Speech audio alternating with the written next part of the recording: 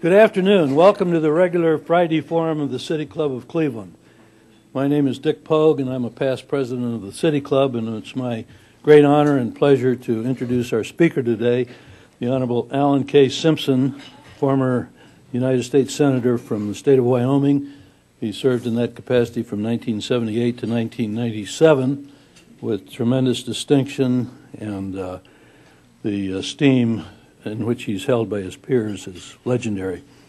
He was once considered as a possible candidate to serve as vice president or even the president of the United States, but much of his current public acclaim derives from his the job that he and Erskine Bowles did as co-chairs of the National Commission on Fiscal Responsibility and Reform.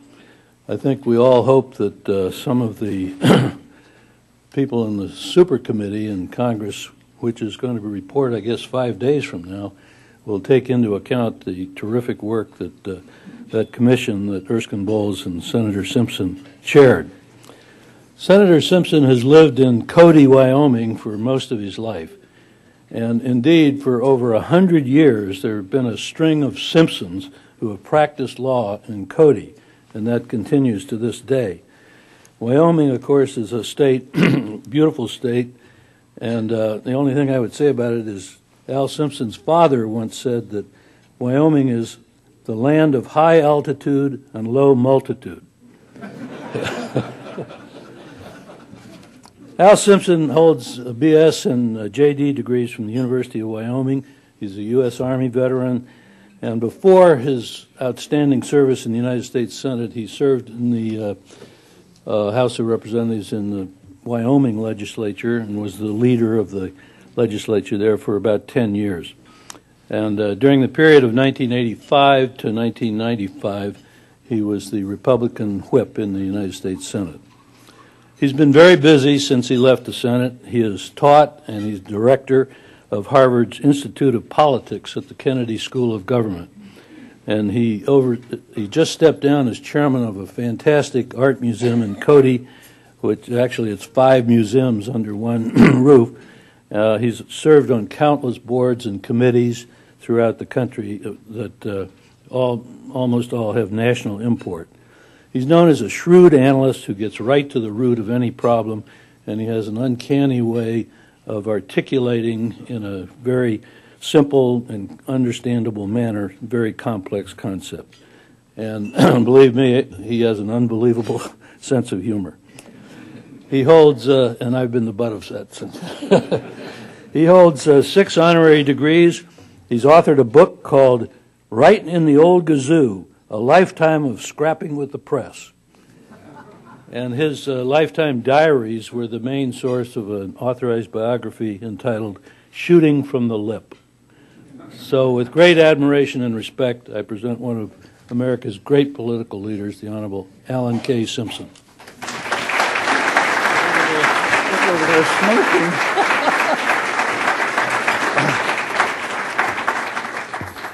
Well, Dick, of all the introductions I've ever had, that was the most recent. Yeah. And I loved it. That was good. This is a great friend. I wanted to get here in the worst way, and I did. I don't know where the hell I've been the last few days. Charlotte, New York City, Chicago, anyway. But it's a great pleasure for me, and it's a very small request from my friend, Dick Pogue. He called me about 58 times. Hey, Al, you come come on, Al. I said, well, I've got to be in the area. He said, well, you'll be in New York. Before you go back to Denver, you can get there. I said, okay. Anyway, this is one of the great movers and shakers of this community, this extraordinary man. I've been watching all that. I love Cleveland. I've been here when I was a kid.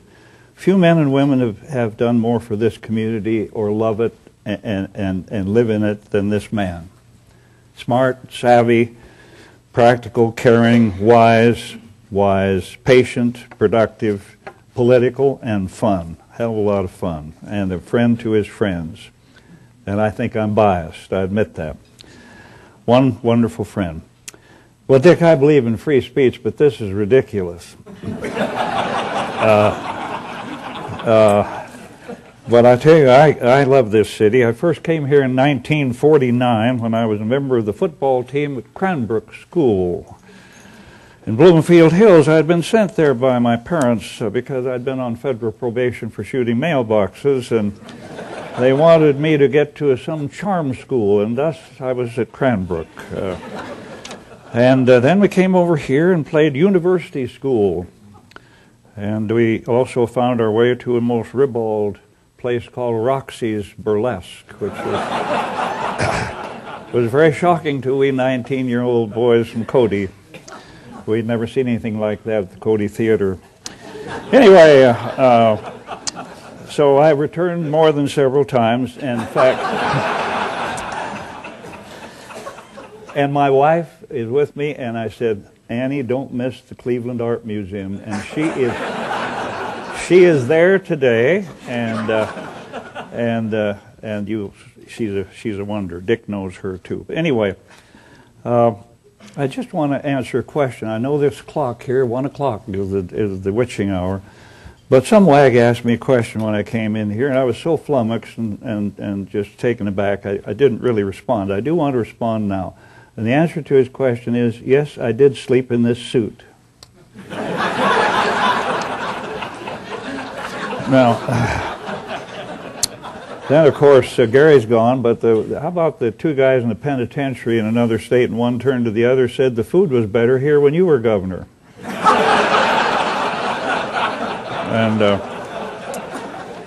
And then, of course, by request, there was a person here who had heard this very quick Wyoming story. This couple hit the sack, 3 in the morning. The guy answers, says, how the hell do I know? That's 2,000 miles from here. Hangs up. His wife said, who was it?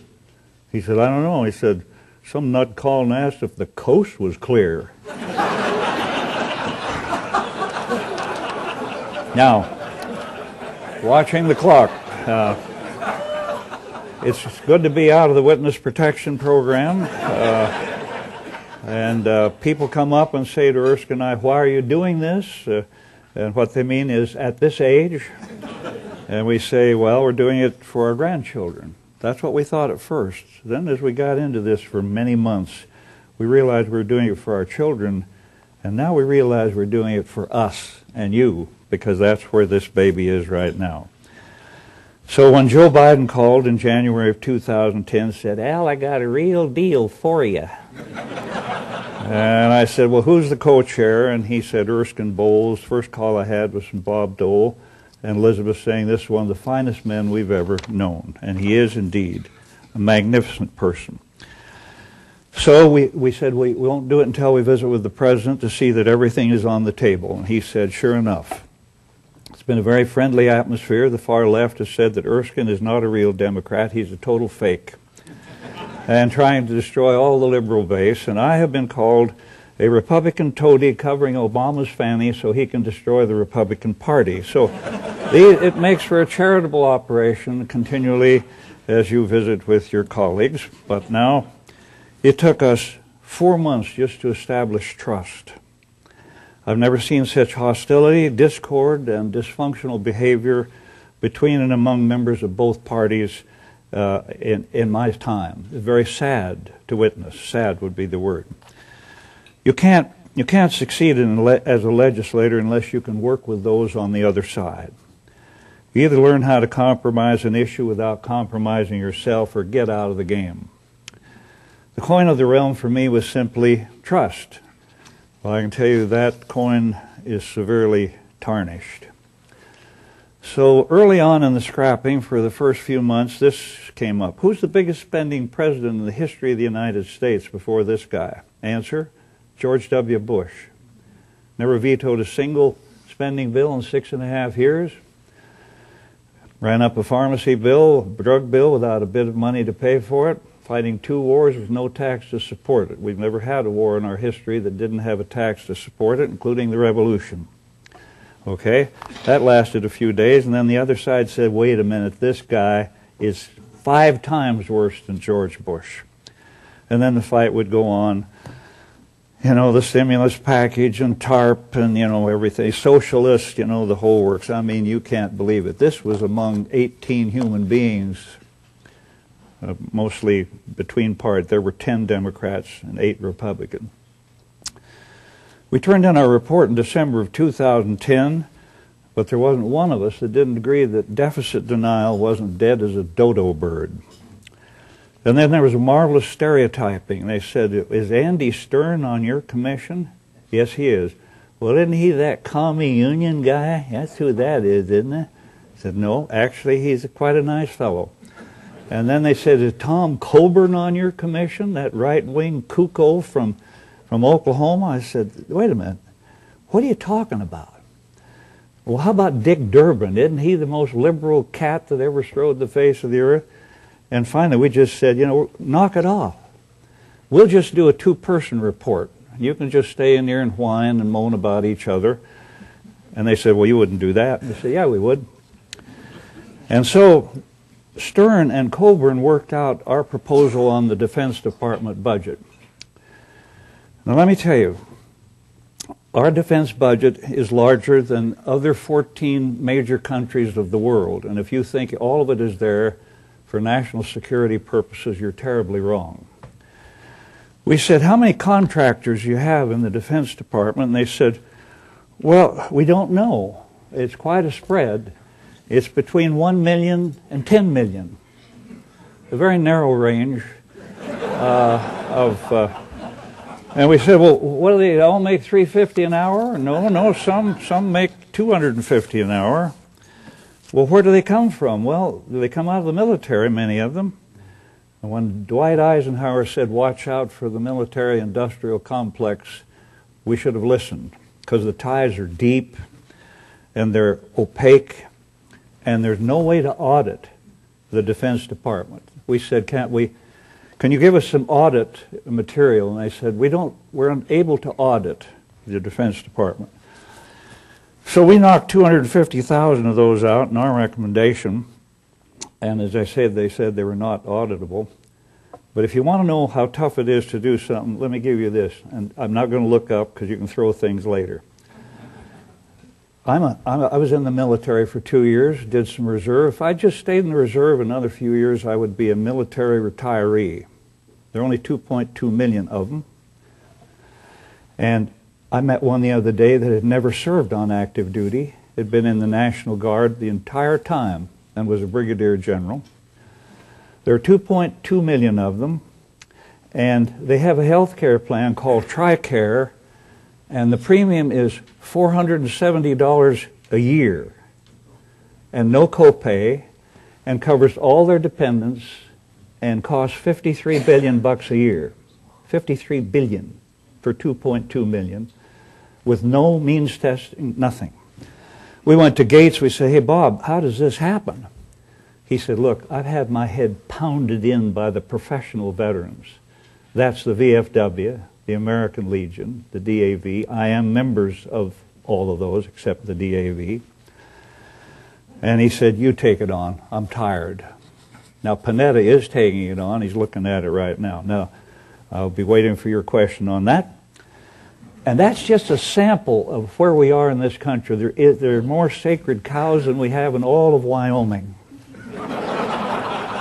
So, Erskine and I just kept prowling around in there and thought, we've got to do something. And so we just kept pushing, and hopefully with some reputation for honesty and integrity and straight shooting with Erskine and lifetime of laying things on the line, we feel that we have actually reached the ultimate plan. We have succeeded beautifully because we have effectively pissed off everyone in America, which of course is important to do.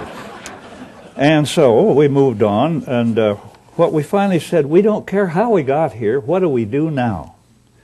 Who cares how we got here? Well, all politicians have been through the fire. You get bashed around. You get your skin torn off. It grows back double strength. But we've had that happen. My dad was governor and U.S. senator. A guy hollered at him in a campaign event, "I wouldn't vote for you, Simpson, if you were Jesus Christ." The old man shot back. He said, "If I were Jesus Christ, you wouldn't be in my precinct."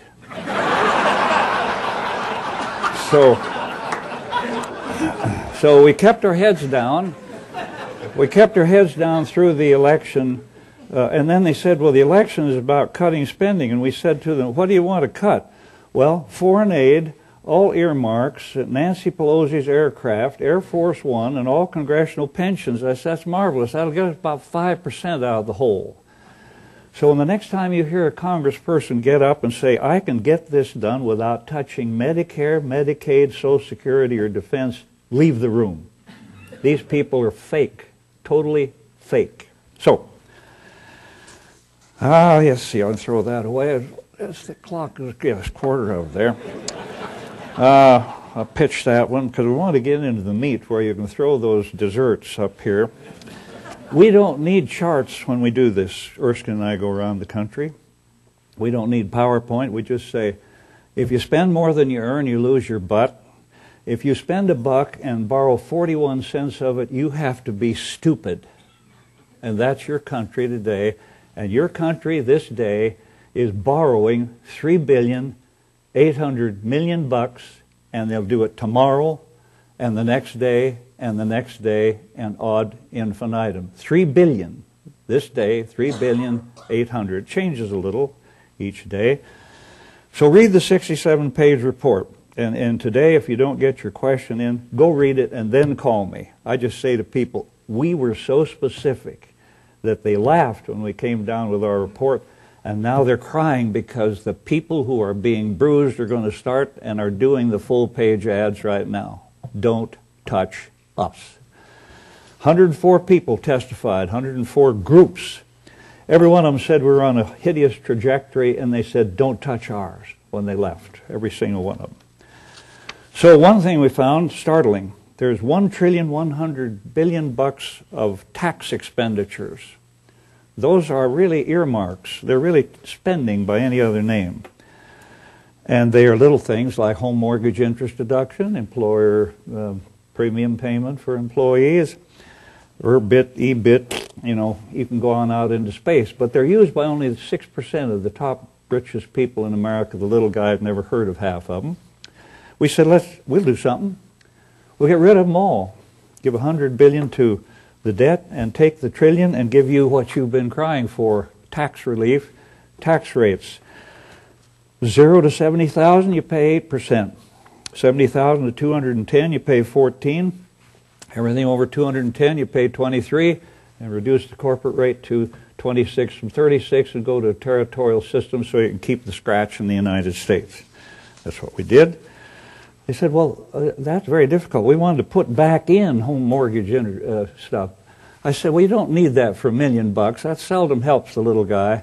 Well, I know, but we can't lose that. And so we said, set it at $500,000 and give them a 12.5% non-refundable tax credit. That helps the little guy. Oh, well, that's unheard of. We don't want to get into that. So anyway, I'm going to throw that page away. We realized that we didn't want to hurt a very fragile recovery. So we didn't put teeth in this shark until 2013, and that's when our stuff takes place.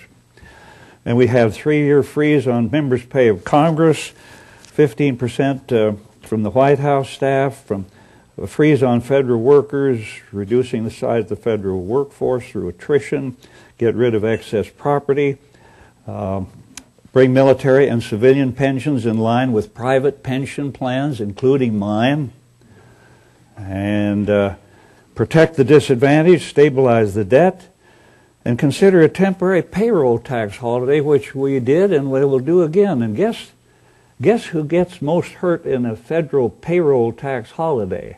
The Social Security system takes a real hit.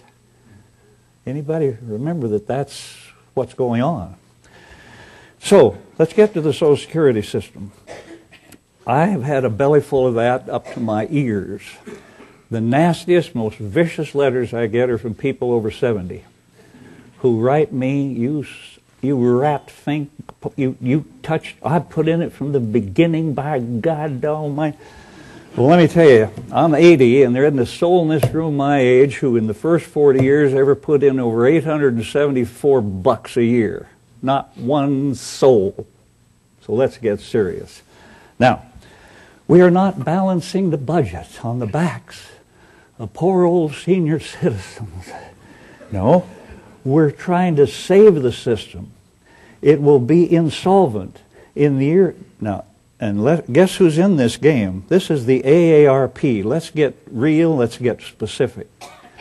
We went to the AARP and said, you know damn well this system can't work. What's happening to it? And they said, well, we're going to help. At some time, we'll tell you when we'll help. We said, well, that'd be wonderful. They didn't help a bit. So remember, by their heavy, heavy advertising right now, which is this bony, well-paid, bald-headed cat, you know, we know where you are, and they're going to take it out on you. Just remember the AARP in the year 2036, when you waddle up to the window and get a check for 23% less, and no one will challenge that figure. The actuaries, no one. AARP, they know it, and there we are. So we said, wait a minute, we're not going to let that happen. We'll take the lowest 20% of the people in Social Security and give them 125% of poverty. That takes money. We'll give the older old from 80 to 85, we'll give them an extra kick every year up to 85. We'll change the wages subject to the tax to $190,000 instead of $106,800 over 10 years. The guy that can't work any further and exhausted, we'll say no change in the retirement age for you. We changed the bend points, which is inside baseball, to make the people who have more pay more. And that's what we did. And we have been called the Cat Food Commission and other bilious babble from boobs. And they say, what happened to the $2.5 trillion trust fund you stole? I said, look, go read the law. The thing went into effect when mortality was 63 and they set the retirement at 65. Guess why? And now the life expectancy is 78 and going to 80 in 2 years. I mean, this is absurd.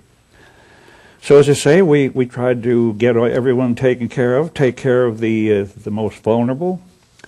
Remember, the Social Security system was never, ever intended as a retirement. It hadn't a damn thing to do with retirement. It's an income supplement. To the poor people in the late 30s, it has nothing to do with retirement. It was an income supplement. It has nothing to do with disability. It wasn't built for that. And the disability insurance fund will be completely exhausted in 7 years. Gone. Because people are overusing it. So it's really been a joyful thing to share that with people. And the trust fund consists of gilt-edged treasuries. They weren't going to leave $2.5 trillion in cash anywhere under any administration, so they filled it with these treasuries. You may not realize in May of last year there wasn't enough coming in to go out the next day. And so they went with their gilt edge and they gave it to the Treasury, got the money in a minute, paid up. It's not listed in your budget because it's an intergovernmental transfer. These are the bookkeeping efforts that go on in this wonderful country. And you keep forgiving the payroll tax, and it just drags the Social Security system further down. And it cannot exist in its present composition. I'll get rid of that. The clock. I haven't gotten to the nasty part yet. Now, here. We used stuff in our report that said things like shared sacrifice. There's been no shared sacrifice in this country since World War II. Furthermore, we're at the lowest level of revenue coming into the United States since the Korean War. It's 15% of GDP, and it's historically been 18 to 19%. As I say, I probably did make a mistake when I said to the hierarchy of the AARP, are there any patriots in here or just marketers? That did not go well. And they were waiting for their modest changes. If you get their magazine, though, the last one was terrific. It had a full-page ads that you could order special tapes clinically approved by doctors as to how to have a more riotous sex life. I mean, take a look at it. It's got some fake dyed white-haired guy pouncing on some chick on a stairway, and it'll come to you in an unmarked envelope, of course, like the Charles Atlas stuff we used to get. And it's funny, but it's not funny. Anyway, but take a look at their stuff because it is absurd. And then they have one single paragraph about don't let them touch Social Security under any circumstances. Well, as I tell you, you know what will happen if we don't. Now, the biggest mastodon in the kitchen is health care. I don't care whether you call it Obamacare or Elvis Presley care, I don't care, it can't possibly work. Look at USA Today and find that there are 9.2 million Americans who are in dual coverage of Medicare and Medicaid, using resources double. It was never intended to be a dual thing. 9.2 million. I haven't known that figure until I read that this morning. So, let me tell you, it is impossible and you don't need charts. Here it is, just in your own home ground. One person out of every 3 weighs more than the other 2. Diabetes, 1 and 2, heavy, heavy, heavy. Pre-existing conditions, somebody 2 or 3 or 1 to lead to be 60? Come on. A guy who gets a heart operation, who could buy this building, costs $150,000, he doesn't even get a bill. And I tell you, how do you correct this? I tell you how you correct it. You grab hold and get your guts and do something for your country. You reduce providers, you reduce physicians, you do a real stab in the heart for you and me, Pogue. You start tort reform, you start these medipractice discussions. You do that. You affluence test, you have more co-pays, hospitals will keep 1 set of books instead of 2 or 3, and these are the little things, of course, easy to do. And imagine, that's where we are with Medicare. It is out of whack.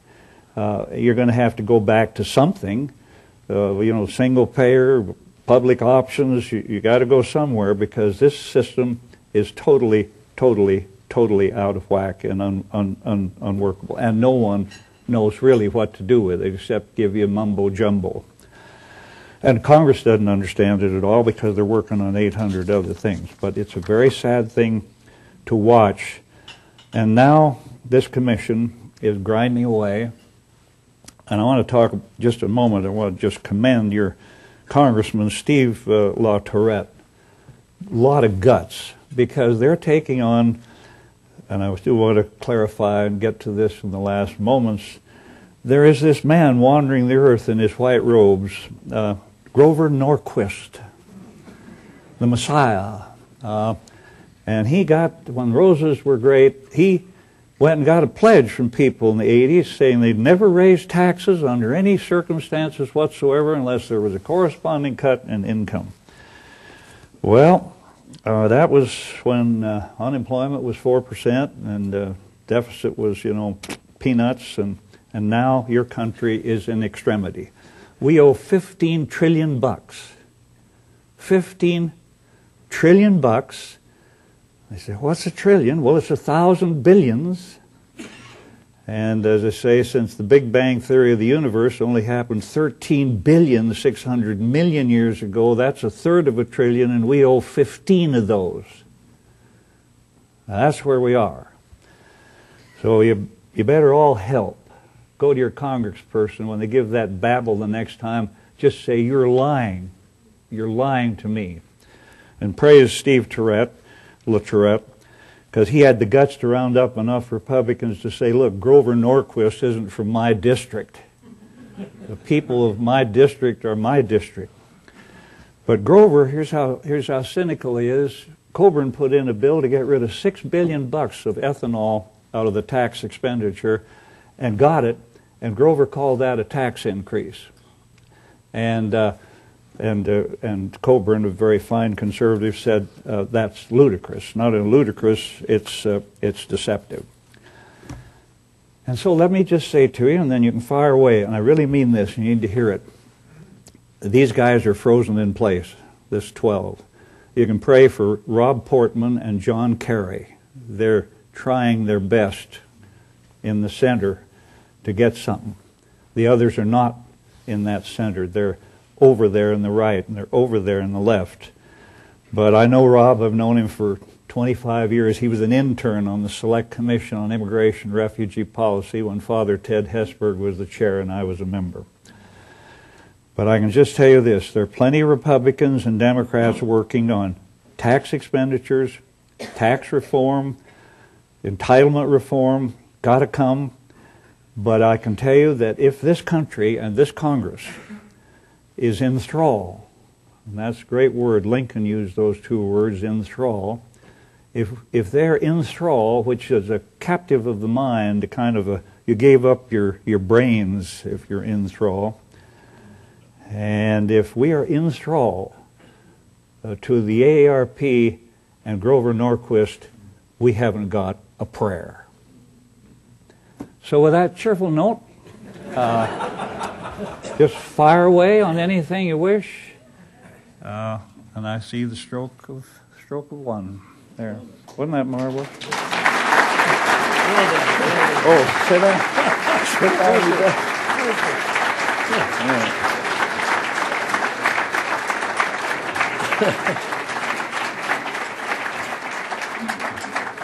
I think he set a record, 1 o'clock precisely. Today at the City Club of Cleveland, we are listening to Senator Alan Simpson, co-chair of the National Commission on Fiscal Responsibility and Reform. We will return to Senator Simpson in a few minutes for our traditional City Club question and answer period, and we encourage all of you to be formulating your questions. And remember, please, questions should be brief and to the point. Now we'd like to return to our speaker for our traditional City Club question and answer period. We welcome questions from anyone in the room, guests as well as members. Holding the microphones today are City Club Program Director Carrie Miller, over here on the right, and Phil Williams, Special Initiatives Coordinator. First question, please. Good afternoon, Senator. How you doing? Fine, thank you. Okay. Recent interview, Warren Buffett said that one of the things key to economic recovery is restoring households like you had after World War II. You care to comment on that? Restoring households, bringing households back. You know, two-family households, the two-parent households. Yes. Mm-hmm. Okay. I have no idea. That's what led us to where we are, was that everybody in America should have a home. And therefore they didn't know that Freddie Mae and Fannie Mac and all the rest of them were government-sponsored entities and on the stock exchange. How that ever happened is beyond my fondest dreams. And so the desire to have a home led people to decide that with $50 down they could have 5 homes. And the subprime mortgage and the swaps and the exotic types of financing led us to this position, and it will take us a long time to work out of the housing deficit. So I like the idea. It's a wonderful American idea, but there are many, many wonderful American ideas that we can't possibly pay for anymore. So there will be a great overhang in housing, and maybe that can be the bringing back. The people who now would love to be in a home are not approved by banks. They don't get approval. There's no way they're going to get approval because they can't make enough money to pay a $2,500 a month thing if things go bad. So I like the ideal. It's all American. It's everything I touch has been covered with emotion, fear, guilt, or racism. And you either pass or kill the measure with a deft blend of emotion, fear, guilt, or racism. I don't get into that. And I can just say it's a wonderful question, and it will not be answered certainly soon in any way. Senator Simpson, the report which you and Mr. Bowles and the committee came up with, I believe, was submitted to the President early this year. And I'd like to know what was the President's reaction to it, what was done after it was submitted. Was any of it ever adopted or approved or disapproved? Did it see the light of day? The President, the day we submitted it, went to Afghanistan. Joe Biden was a tremendous help. The president did that because he knew that if he approved it, he would be torn to shreds. President Clinton went to him days later and he said, you know, you appointed these guys by executive order, and if I had received a report back with 5 Democrats, 5 Republicans, 1 independent signing it, 60%, I'd have wrapped my arms around it. That was not to be the case, but the president was absolutely right, because then Paul Ryan said, if the biggest problem in America is health care, which is unsustainable, which is on automatic pilot, if that can't be dealt with, I'm going to put in my solution for Medicare and health care changes. And I will be torn to bits. And he put it in, and he was torn to bits.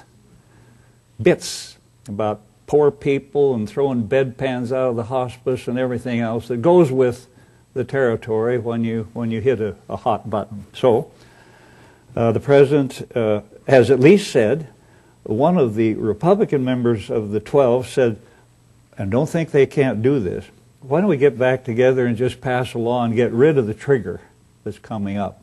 We don't want that thing. I mean, that puts the heat on us. And the president said, I will veto that. So he's got him in a box, and he should.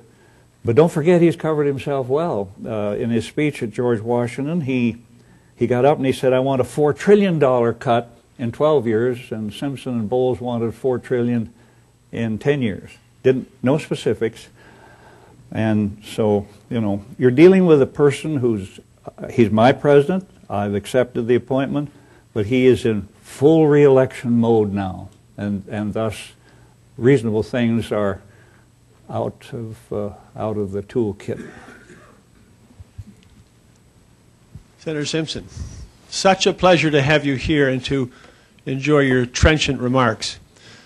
As I hear the totality of what you're describing, I see a picture where you are worried about a nation where well-organized and deeply entrenched organizations with access to money and large numbers of members have a disproportionately large impact on our Congress and the federal government as a whole. They're able to gain access to the federal budget in a way that creates a problem for all of us.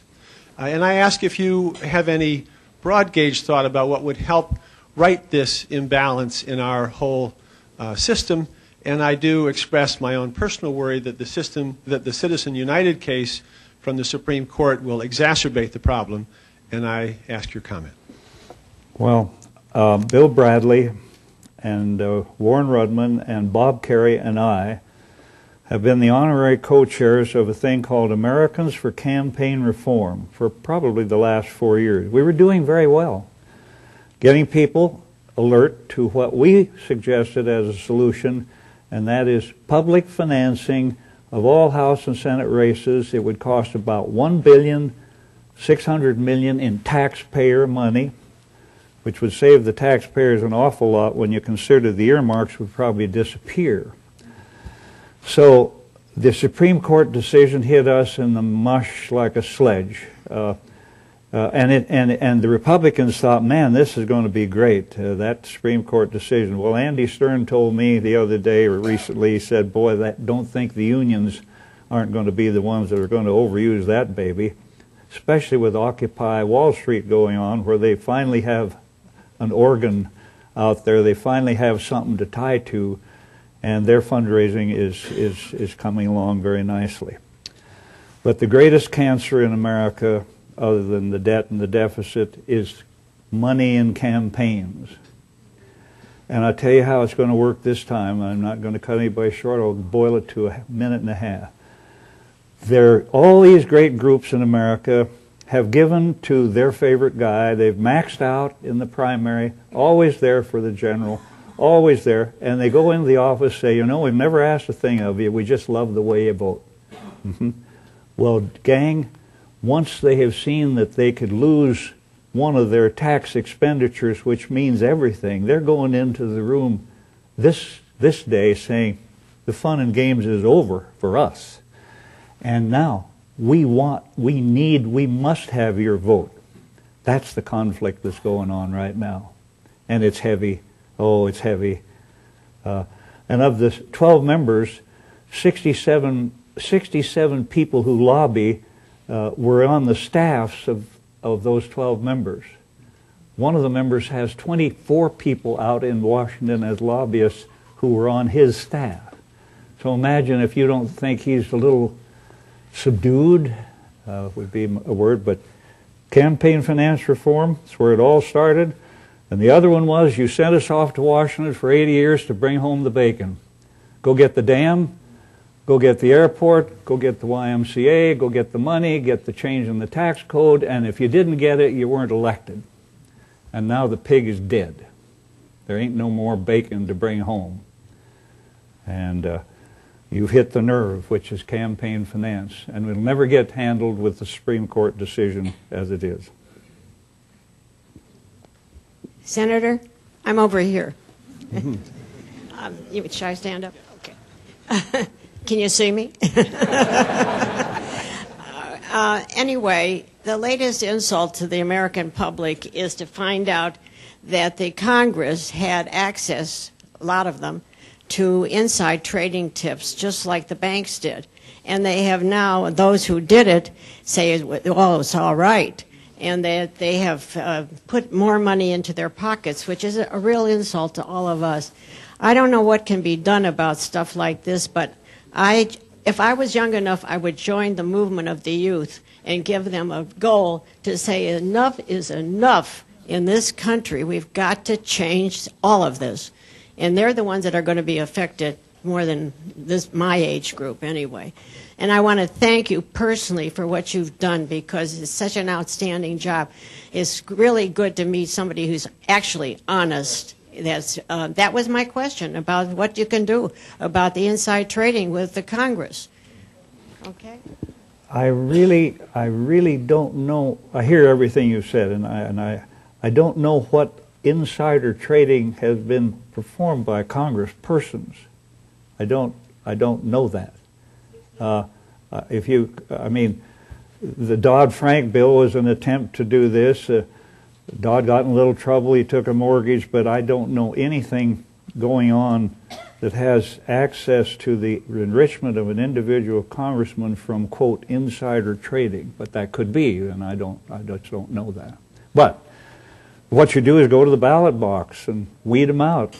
I really think that the guys who chicken out in these next months will lose, or hopefully will lose in November of 2012. Yes, sir.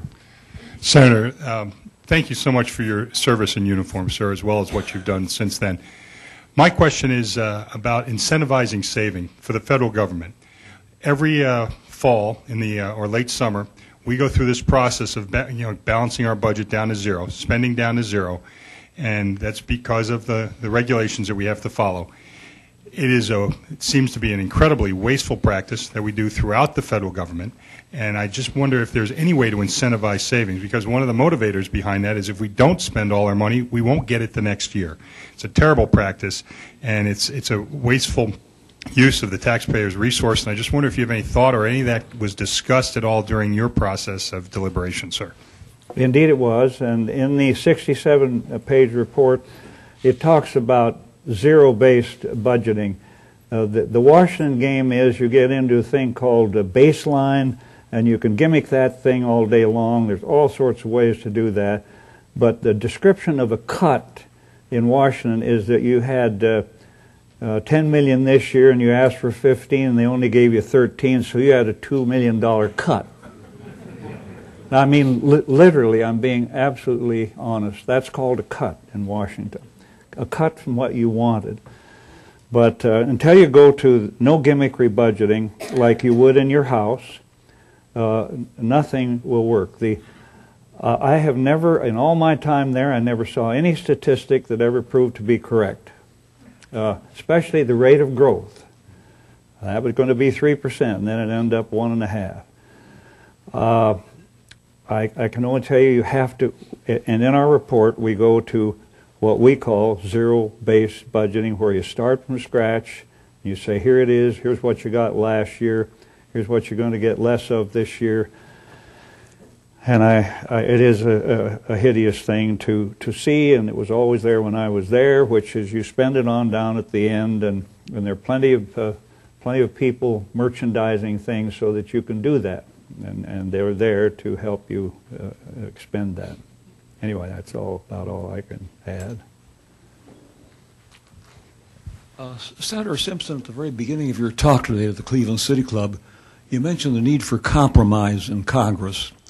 And you as a Republican have certainly been a wonderful example of compromise, and for that we're all very grateful. About a year ago, Mitch McConnell, the United States Senator from Kentucky, who's the leader of the Republican Party in the Senate, said that the major project he's going to work on for the remaining part of until the election is the defeat of President Obama. Now, how is it possible for compromise to occur when the leader of the Senate takes that very, very strong view? Is there still an opportunity for compromise to solve some of these issues that you pointed out so well today? Well, when he made that statement, I couldn't believe, because it was just as you say. The senior councilman from Pepper Ridge, or whatever it is, what's the name? What this gentleman, Piper, yes, well, whatever. He said that, and I couldn't believe it, that was the most important thing to be done in the new Congress. He's a tough cookie. He's a prize fighter. So is Harry Reid, a real prize fighter. Harry did that. I don't know what it is, but I know that the American people have figured it out, that something is totally dysfunctional, and that's obvious. And they're disgusted, and that's obvious. But Mitch and Harry have the ability to put pressure on the people on that committee that you and I don't know anything about.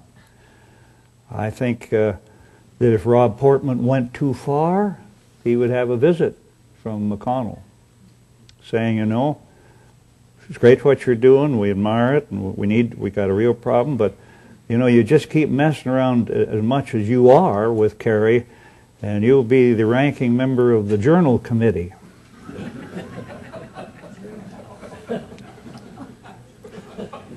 And that, of course, is a powerful.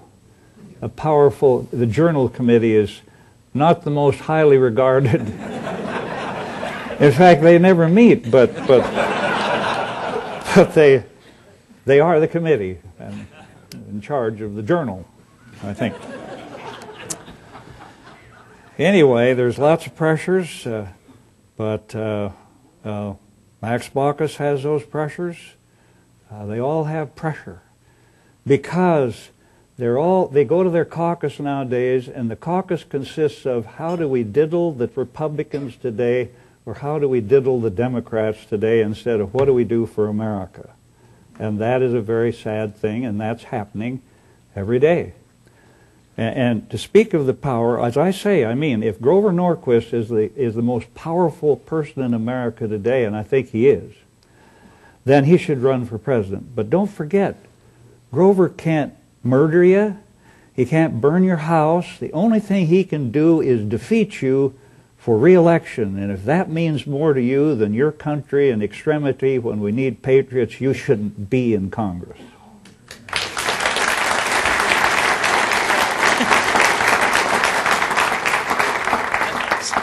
Senator, you in your discussion, you had a fairly far-ranging assessment of areas where you could cut or increase revenue or things like that. But one area you didn't touch on were things like drilling rights, mining rights, royalties that come to the federal government for activity on federal land. And I wonder if you had any thoughts as to whether there was any revenue, any source of revenue over in that area that might be able to help us ease our budget problems. Well, I voted to slap it to oil and gas depletion allowances and coal, so I really don't need to share much more. I bit my sacred cow in the fanny. And Wyoming, if Wyoming were a country, we'd be the biggest coal-producing country in the world. And it's 460 million tons. And oil and gas, we'll be furnishing it all. If we don't go to nuclear, which I think eventually, indeed, we should. That's my personal view. But I took a whack at all those. The one we didn't take a whack at was the ancient one of public lands, the 1872 law. It's been on the books since 1872, and it says if you do some assessment work, your royalty is peanuts, and they tried to change it every year I was there, and nobody did. But right now, I've done enough to be from the home of Husky Oil Company, where it was founded in Cody, Wyoming, and they think I'm a commie. Senator, I never thought I'd be saying to a Republican, I'm sorry you're not still in the Senate.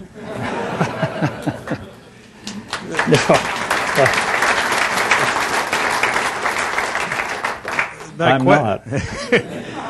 My question is, given the events in Greece and in Italy, where government has totally failed to meet the challenges of running the country, how should we compare ourselves here in this country to what is transpiring in Greece and in Italy? Let me first mention, before that gets back to Cody, the Cody people have known me all my life, and they love me and I love them, so I just was being terribly facetious. They may think a lot of things about me, that I'm a kid on probation and I did slug a cop, but that's different. Now, let me tell you, if anybody thinks that we're alone in the world in these days, have a drink, because we are linked with Greece and the pigs, the Portugal, Ireland, Greece, Spain, Italy. Don't forget, Italy's on the ropes, and they only owe $2.6 trillion. We owe $15 billion. It's trillion, and that's 15 trillion. Yeah, even I get confounded with it. But it is hard to believe that we don't think that somehow that's not going to affect us. They call it contagion. They can call it anything they want. MF Global went down because they had a portfolio of those bonds. They had the bonds of Italy and Greece and the countries that are on the ropes. And there are a lot of banks who still have that trash left over from the great zip several years ago. Can't get rid of it. So I can only tell you that we, as Erskine says, we're the healthiest horse in the glue factory. And the trajectory of debt, deficit, and interest of the United States exactly will match a graph of all of those countries headed for the ropes. Debt, deficit, and interest, get a graph. Of course, we're so huge, keep it in relevant perspective, but that's the same course. And yet, there are people still in the world with and I respect their views, who say, don't do anything, just inject more money into the system. We would if we had money to inject into the system. And that's the tragic part right now. There is no more money. And as Erskine also said, we're in a terrible fix. We have a treaty with Taiwan to defend them against China, but the problem is we'll have to borrow the money from China to do it.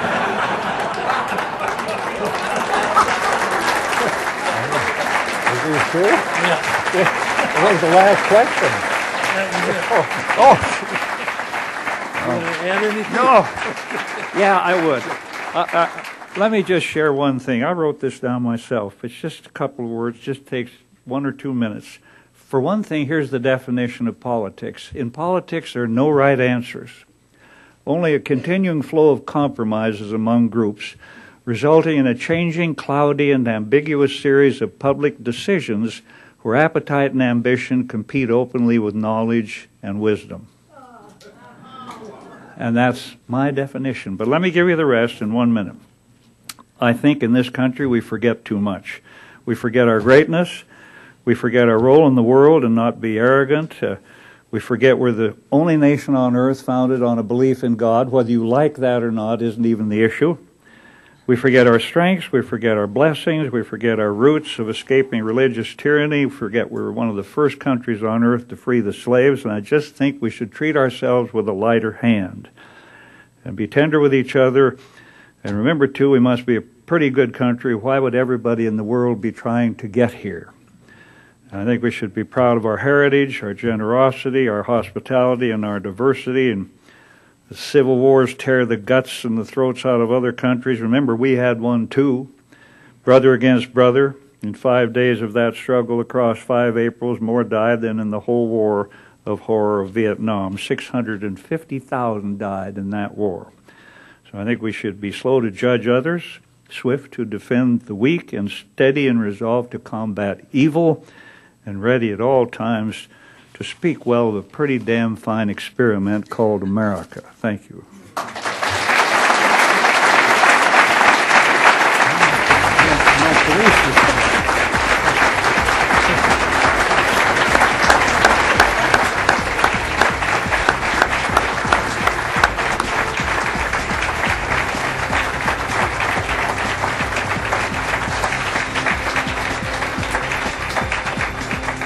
Today at the City Club of Cleveland, we have been listening to the Honorable Alan Simpson, the co-chair of the National Commission on Fiscal Reform.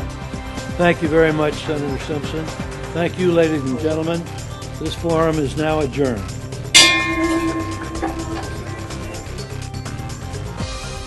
For information on upcoming speakers or for podcasts of the City Club, go to cityclub.org.